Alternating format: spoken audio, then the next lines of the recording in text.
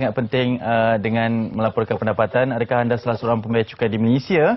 Jika ya, sudahkah anda menjalankan tanggungjawab dengan melapor dan membayar cukai pendapatan pada tahun ini? Dan lebih penting, mengapa kita perlu lapor pendapatan kepada lembaga hasil dalam negeri Malaysia? Untuk itu, di MSI pada pagi ini kita ingin bincangkan berkenaan dengan kepentingan lapor pendapatan 2020 sesuai dengan musim Jom Klik Hasil 2021 atau program memfailkan borang nyata yang kini sedang dilaksanakan oleh LHDN Malaysia bermula pada 1 Mac 2021. Untuk itu kita ingin bersama dengan Eksekutif Hasil Kanan 2 Jabatan Khidmat Korporat LHDNM, Encik Abdul Rauf Abdullah Sani yang telah pun bersama kita secara panggil Encik Abdul Rauf Abdullah Sani yang telah pun bersama kita secara panggilan video di MSI pada pagi ini. Assalamualaikum, selamat pagi.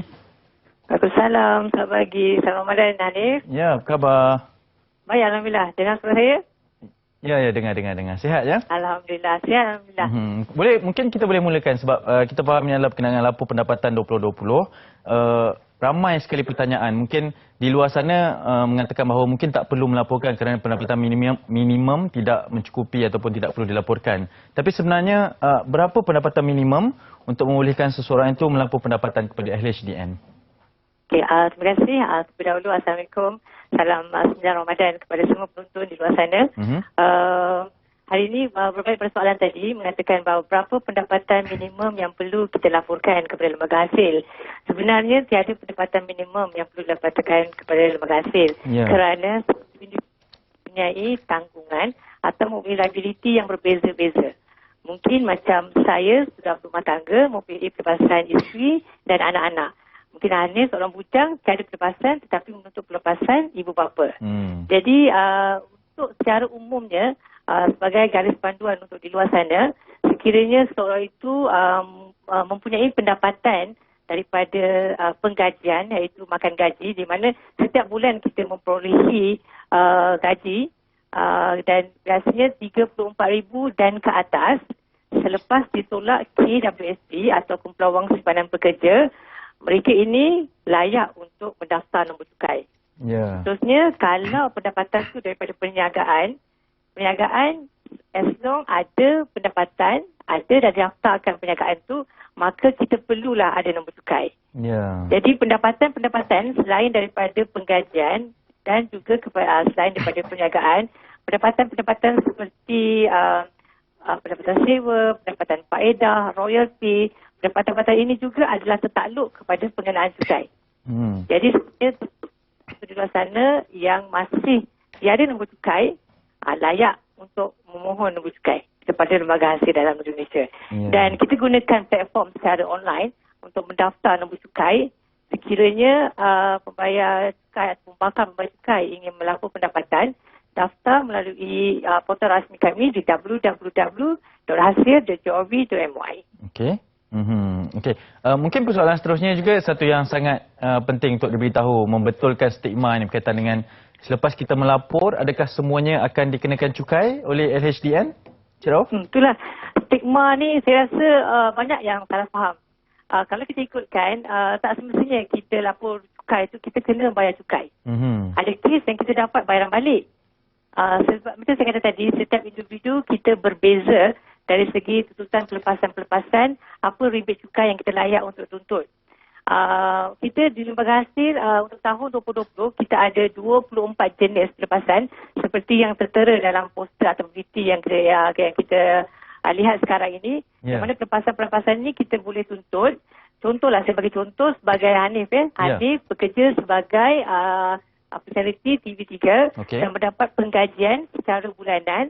Kalau kita kumpulkan secara tahunan, katakan berjumlah 89,000.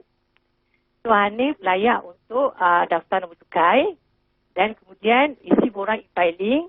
Dengan mengisi borang e-filing tersebut, Hanif ada pelepasan-pelepasan cukai yang layak dituntut. Seperti yang saya tunjuk tadi, 24 jenis tu, mungkin Hanif boleh tuntut pelepasan insurans nyawa, insurans perubatan. Kita ada pembelian bayaran-bayaran utilities. Kita boleh menuntut pelepasan ibu bapa. So, pelepasan-pelepasan ini kita boleh tolak daripada pendapatan yang kita gunakan cukai tadi, 89,000. So kiranya lepas pendapatan yang kita laporkan tolak dengan pelepasan yang dibenarkan tadi, maka mungkin cukai pada tahun itu cukai untuk tahun itu hanya RM4,000 saja. Tetapi mungkin Hanif dah bayar potongan cukai bulanan. Kalau kita perasan untuk penggajian makan gaji, setiap bulan kalau dalam payslip tu dia ada tolak potongan PCB. Okey. So iaitu secara bulanan. So bila kita kumulatifkan dia menjadi tahunan, itu adalah potongan cukai bulanan atau PCB yang setahun. Macam saya kata tadi, Hanif punya cukai RM4,000 tapi ada PCB kepada lembaga hasil yang telah diremitkan setiap bulan oleh majikan sebanyak RM6,000. Jadi Hanif akan dapat bayaran balik RM2,000. Jadi saran saya, jangan takut, jangan risau kerana tak semestinya kita lapor cukai pendapatan tu kita kena cukai. Setiap individu berbeza dari segi tanggungan dan pelepasan yang mereka tuntut. Ya, betul. Jadi jangan risau. Saya rasa lapor pendapatan tu adalah tanggungjawab kita sebagai rakyat Malaysia. Seram sejuk pula saya bila Cik Rauf gunakan nama saya sebagai contoh ni. Tapi tak apa. bagi pembayar cukai baharu Cik Rauf terutamanya. Bagaimana sebenarnya, mungkin ada yang terlepas pandang sebelum ni, tapi untuk memulakan melaporkan pendapatan mereka sebagai pembayar cukai baharu. Betul. Untuk pembayar cukai baru di luar sana, saya ambil saja 4 step yang mudah ni untuk saya kongsikan. Yang pertamanya, seperti yang dalam VT ni ada yang 4 step. Yang pertama, kita cuba dapatkan daftar nombor cukai dulu. Sebab kita kalau tak ada nombor cukai, kita tak boleh lah daftar cukai. Maksudnya tak boleh buat cukai. Jadi, yang pertama, dapatkan dulu nombor cukai. Jadi, untuk dapatkan nombor cukai ni, bolehlah pergi ke mytax.hasil.gov.my ataupun pergi ke laman web kami di lembaga hasil, di portal rasmi kami. Di situ ada capaian Easy Hasil yang mana tuan-puan penonton di luar sana, pembayar-pembayar cukai baru yang bakal boleh memohon pendaftaran secara digital. Dan kemudian dapat nombor cukai ni, barulah kita mintakan nombor PIN. So nombor PIN ataupun yang kita katakan kita akan bagi satu nombor PIN dalam 16 digit kepada pakar pembayar cukai untuk mengisi borang untuk mendapatkan kata laluan. Khususnya kita boleh buat e-filing. So 4 step ni yang penting. Yang pertamanya saya kata tadi, dapatkan nombor cukai pendapatan. Yang keduanya tadi, dapatkan nombor PIN. Selepas kita dapat nombor PIN, kita boleh kita kena kata laluan untuk setiap individu, kata laluan.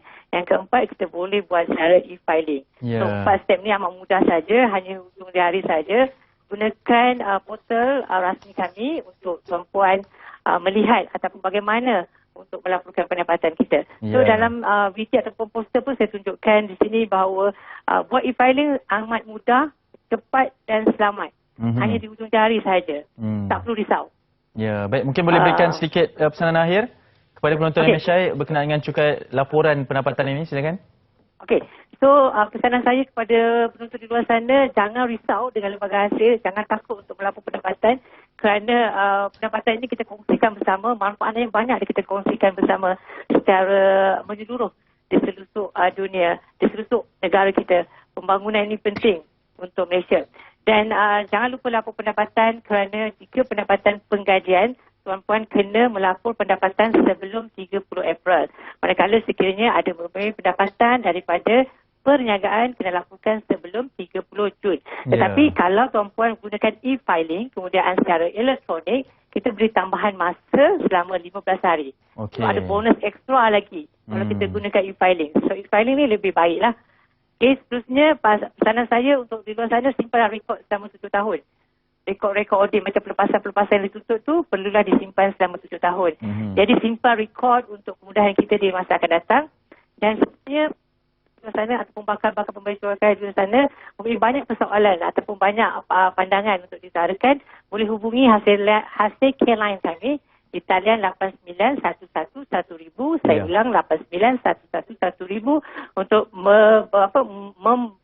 untuk sekiranya ada masalah berbangkit, boleh cuba hubungi kami. Atau pada masa ini kita ada satu hasil chat yang mana pembayar cukai ataupun orang luar di sana boleh menggunakan platform hasil chat untuk kita berkomunikasi secara langsung sekiranya ada permasalahan yang timbul. Yang ketiga, saya juga ingin menarik perhatian supaya penonton di luar sana berhati-hati dengan scammers. Kerana kita faham sekarang banyak sangat scammers, penipuan Jadi jangan mudah terpedaya sekiranya ada perkara-perkara yang tuan-puan tak percaya, hubungi kami. Kami akan cuba bantu tuan-puan. Betul. Dan akhir sekali, jangan lupa kita ada portal rasmi kami. Kami ada Facebook, IG, Twitter. Silalah follow dan like semua info-info perceraian. Yang mana perceraian info-info ini amat berguna kepada semua individu dan juga semua kepada syarikat. Baik, Cik Abdul Rauf Abdullah Sani, terima kasih banyak-banyak sebagai Eksekutif Hasil Kanan 2 Jabatan Khidmat Korporat LHDN Malaysia. InsyaAllah selepas ini kita semua akan terus semak dan juga laporkan pendapatan 2020 seperti yang disarankan kita tadi, ianya untuk kelangsungan ekonomi negara kita Malaysia juga. Okey, jadi boleh dapatkan segala informasi yang telah pun dikongsikan tadi. Kita nak berteriak seketika kerana selepas ini